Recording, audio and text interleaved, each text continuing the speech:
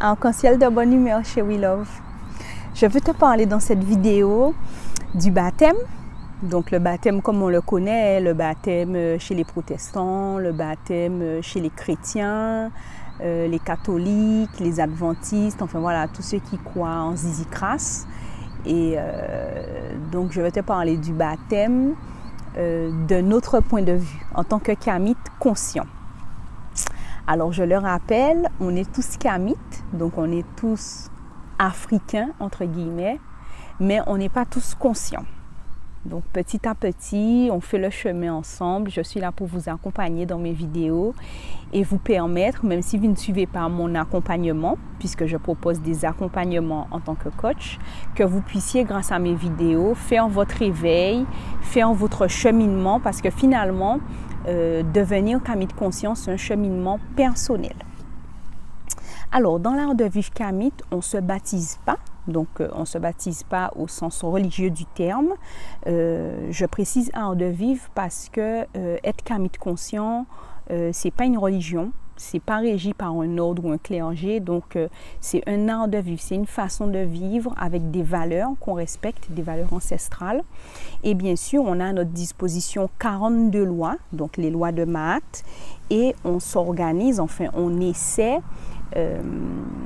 de les respecter, on essaie de faire au mieux afin que tout se passe bien lors de l'épreuve de la pesée. Oui, donc si tu te demandes c'est quoi l'épreuve de la pesée, j'ai une vidéo qui en parle, je vais te mettre son titre juste en dessous et je mettrai le lien dans la bio aussi, comme ça tu pourras jeter un œil sur ce que c'est la pesée du cœur.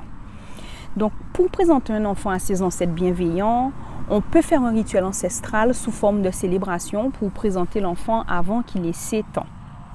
Parce qu'après, l'enfant il entre déjà dans l'âge de la raison. Donc, c'est plus vraiment un enfant. Il peut raisonner, il peut prendre des décisions par lui-même. Donc, on n'a pas forcément besoin à ce moment-là d'expliquer.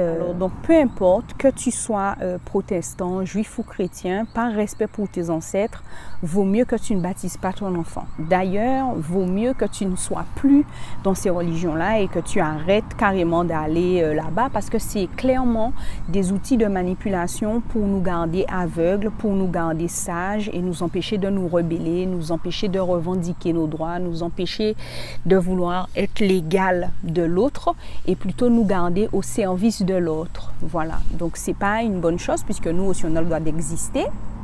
J'ai pas articulé. Donc nous aussi on a le droit d'exister, donc nous garder au service de l'autre, c'est pas vraiment une bonne chose. Ensuite, quand moi je te suggère de ne pas baptiser ton enfant, tu te dis peut-être que le diable va s'emparer de ton enfant et qu'il va faire des mauvaises choses, qu'il va prendre des mauvaises décisions s'il n'est pas baptisé. Parce qu'on nous a toujours fait croire que le baptême nous protégeait du mal, mais en fait c'est rien quoi. C'est rien, c'est pas parce que moi quand j'ai été baptisée, je suis devenue la sœur de Zizi Crasse et l'enfant de lumière qui brille, que j'ai été sauvée de quoi que ce soit. Ce qui doit m'arriver m'arrivera, quoi qu'il en soit. Et de toutes les façons, quand on est, nos ancêtres savent déjà qu'on arrive puisqu'on revient en fait pour finir la destinée de quelqu'un ou pour accomplir une mission de toutes les façons. Et à ce moment, on se présente de manière physique, mais dans l'invisible, l'invisible sait déjà quel enfant qui arrive et quelle personne qui revient avec cet enfant-là, donc sous la forme physique. C'est le cas de qui revient dans la lignée et quelle mission ce revenant a à accomplir. Donc, tu te demandes aussi peut-être, quand je te suggère en fait de ne pas baptiser ton enfant, est-ce que l'enfant aura une marraine ou un parrain? Oui, c'est possible d'avoir un parrain ou une marraine. Parce que c'est quoi? Un parrain ou une marraine, c'est un parent, c'est-à-dire quelqu'un qui va se comporter avec ton enfant comme un papa pour le parrain ou comme une maman pour la marraine et qui va avoir la responsabilité de l'enfant. Donc oui, c'est tout à fait possible d'avoir un parrain ou une marraine pour son enfant, même s'il n'est pas baptisé au sens religieux du terme, mais toi-même en tant que kamite conscient, quand tu fais ton petit rituel ou ta cérémonie pour présenter ton enfant, tu peux choisir un parrain ou une marraine ou même faire ton enfant, s'il a un certain âge, choisir un parrain ou une marraine à condition que ces derniers s'acquittent de leurs responsabilités. Donc, c'est à toi de choisir quelqu'un en qui tu peux avoir confiance et, si possible, quelqu'un qui a les mêmes valeurs que toi. Parce que si tu vas chercher un parrain ou une marraine qui est en mode zizi crasse, il va mettre de la merde dans la tête de ton enfant. Donc, il va baratiner ton enfant de toutes les bondieuseries qui se racontent dans le milieu, on connaît déjà. Et ce n'est pas forcément bénéfique pour l'épanouissement et le raisonnement de cet enfant qui est le tien et que tu confies en tant que Kamit conscient à un autre adulte. Donc, à Kama, tous les adultes, entre guillemets, qui vivent proches des enfants, l'un et de l'autre s'occupent des enfants, en fait, des alentours. Donc, le vivre ensemble, c'est encore d'actualité dans certains endroits, tu vois.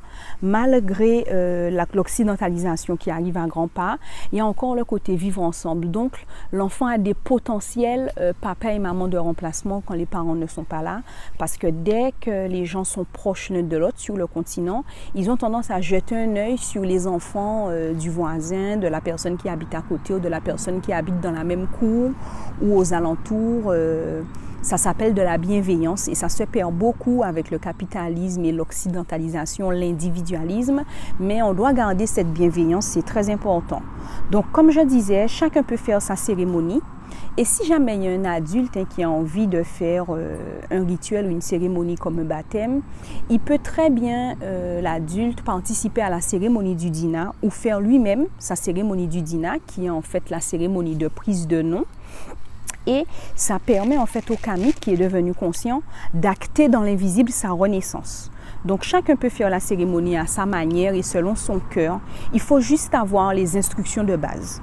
Donc après, tu n'es pas obligé de faire forcément en communauté parce qu'en janvier, il y a une cérémonie à Karukera, si tu habites ici à Karukera.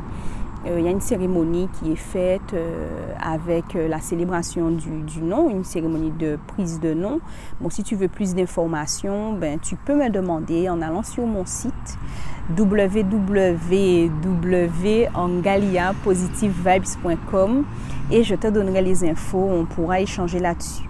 Pour conclure, je veux que tu gardes à l'esprit que la tradition ancestrale Kamit ou spiritualité africaine, bon, entre guillemets, peu importe d'où elle vient du continent Kamit, peu importe, c'est un cheminement personnel avant tout. Donc, il faut vraiment que tu gardes ça à l'esprit. Donc, je pense que j'ai déjà beaucoup parlé pour aujourd'hui. Alors, je te dis à bientôt dans une prochaine vidéo où je t'expliquerai mon expérience personnelle puisque, oui, j'ai été baptisée et aussi comment ça se passe avec mes filleuls parce que j'ai aussi baptisé des enfants à l'époque qui sont déjà des adultes maintenant, aujourd'hui. Et je vais un petit peu te parler de ça. Donc, n'hésite pas à me laisser un commentaire pour me faire savoir est-ce que c'est quelque chose que tu comptais faire. Et si tu as des questions que tu te poses sur le baptême, n'hésite pas à partager la vidéo à des personnes que tu connais si elles doivent baptiser un enfant ou qu'elles se posent la question est-ce qu'elles doivent le faire. Dans tous les cas, si on se pose la question et qu'on hésite, c'est qu'il vaut mieux ne pas le faire parce que n'oublie pas que la religion, c'est un outil de manipulation qu'ils utilisent encore pour nous oppresser.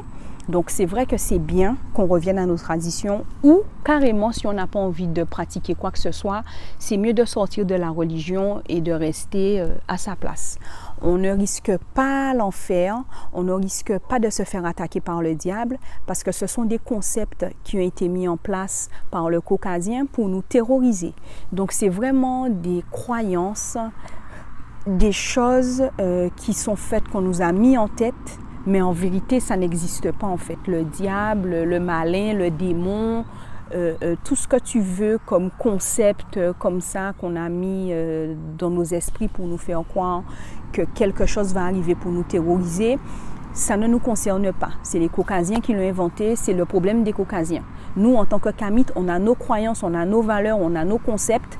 Il faut qu'on reste plutôt concentré sur ça. Donc voilà, chérie love, j'ai déjà beaucoup parlé. Je te dis à bientôt dans une prochaine vidéo.